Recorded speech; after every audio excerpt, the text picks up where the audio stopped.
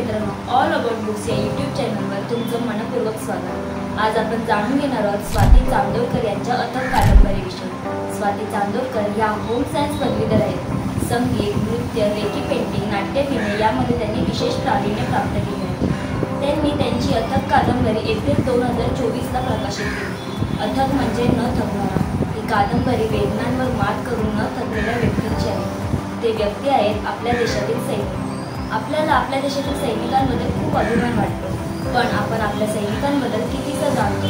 स्वातंत्र्य दिनाला आणि प्रजासत्ताक दिनाला जी परेडवर बघतो तितकं की चित्रपटातून दाखवलं तितकं कदाचित तितकंच ज्यांच्या घरातील कोणी व्यक्ती सैन्यात असतात त्यांनाच खरी माहिती असते। या कादंबरीतून सैनिकांच्या वेगळ्या जगाचे दर्शन पडते। काही वर्षापूर्वी स्वाती चांदोरकर खडकीला पॅराप्लेजिक रिहॅबिलिटेशन सेंटरमध्ये गेल्या होत्या।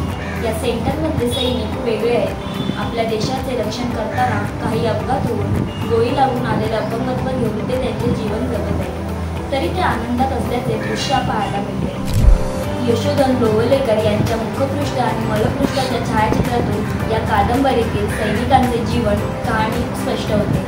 देशाचे संरक्षण करताना त्यांच्या युनिफॉर्मचा भाग असलेला हेल्मेट, ते काही अपघात होऊन अपंगत्वामुळे जगण्याचा भाग झालेली व्हीलचेअर, म्हणजे भारताचा वीर जवान ते व्हीलचेअर हा प्रवास या मुखपृष्ठातून आणि मळपृष्ठातून साध्य होतो। या सेंटरमधील सैनिक पहाटे 5 वाजता उठून कवायत करतात, भले मग ती व्हीलचेअरवरून करायची असली तरी। वेळा ठरलेल्या आहेत, ठरलेल्या वेळी ते सैनिक त्या ठिकाणी असणारच। अंगात भिनलेले डिसिप्लिन त्यांना आजही कार्यरत ठेवते। पॅराप्लेजिक रिहॅबिलिटेशन सेंटरचे प्रमुख कर्नल डॉक्टर रतन मुखर्जी यांनी या सैनिकांचे नवे जीवन दिले आहे। या सैनिकांना व्यस्त ठेवण्यासाठी या सेंटरमध्ये खेळ, चित्रकला, कॉल सेंटर, वर्कशॉप यांसारखे इत्यादी गोष्टी असतात। आपल्या भूतकाळात न रमता ज्याला जे शक्य आहे ते तो करत असतो। नायक सुरेश कार्कीचे छातीपासून खालचे शरीर अपंग आहे, काही जाणीवच नाही त्या शरीराला, पण नायक सुरेश कार्की उत्तम बॅडमिंटनपटू आहेत। त्यांनी अनेक स्पर्धा जिंकल्या आहेत। ते बास्केटबॉल देखील खेळतात। तर नायक मृदू घोष यांचे मानेपासून ते खालचे शरीर अपंग आहे, तोंडात ब्रश धरून उत्तम चित्र काढतात। त्यांचे माउथ पेंटर म्हणून नावाजलेले व्यक्तिमत्व आहे। अशा अनेक सैनिकांच्या जीवनावर या कादंबरीतून भाष्य केले आहे। हे चरित्र नाही, कादंबरी आहे। घटना, व्यक्तिरेखा काही प्रत्यक्ष आहेत तर काही कथानुसार स्वरचित आहेत।